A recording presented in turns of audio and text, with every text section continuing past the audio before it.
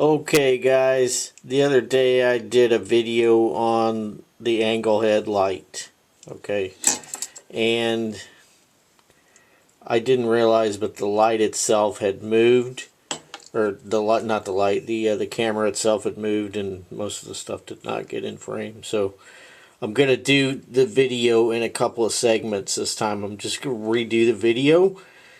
So this is Anglehead number 1. This is making your Anglehead work all the time so it doesn't blink in and out and all that jazz where you gotta smack it to get it to light up and whatnot. Okay, so it will always turn on when you need it.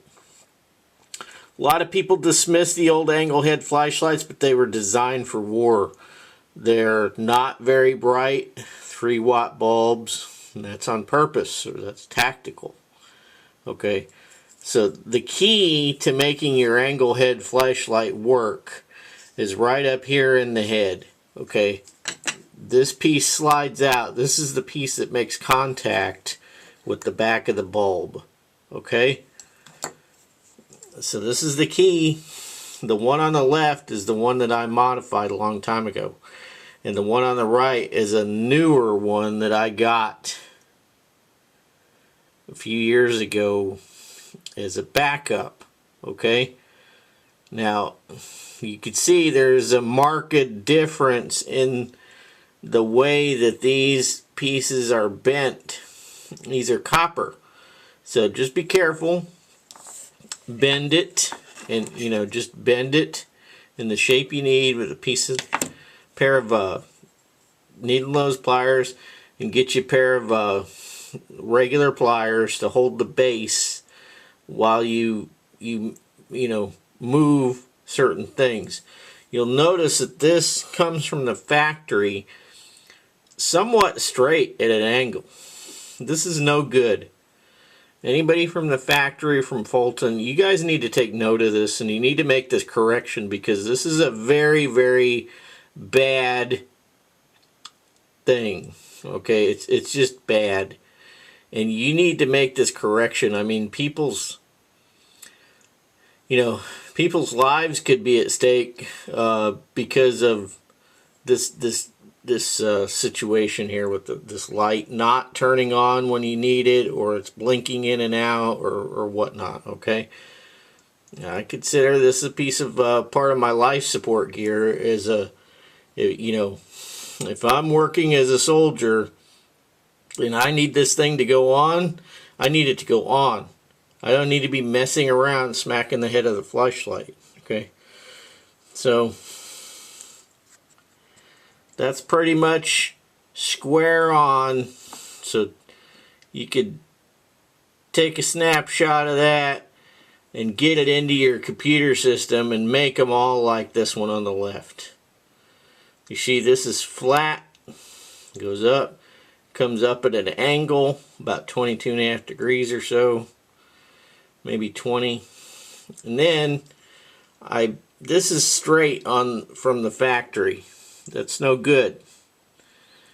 I took it and I bent this up, and then I took and I curved this slightly.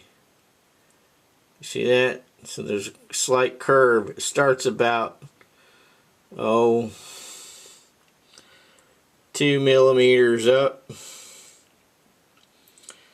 3 at the most, and then it starts a slight curve. Okay, so that has got to be corrected. Fulton, calling you out. Correct your flashlight. Make everybody happy. Make Angleheads great,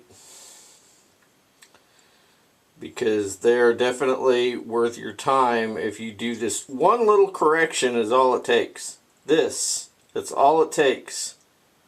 Okay, a lot of people are into these like super bright flashlights, whatnot.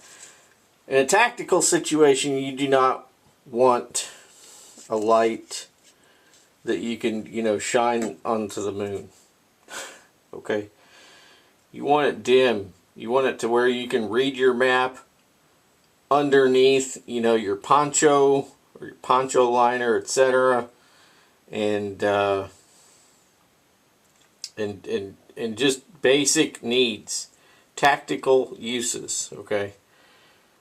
But this one correction to this piece here in the angle head of the flashlight, okay? You just pop it out there, get you a pair of needle nose and pull it straight out after the batteries are out now.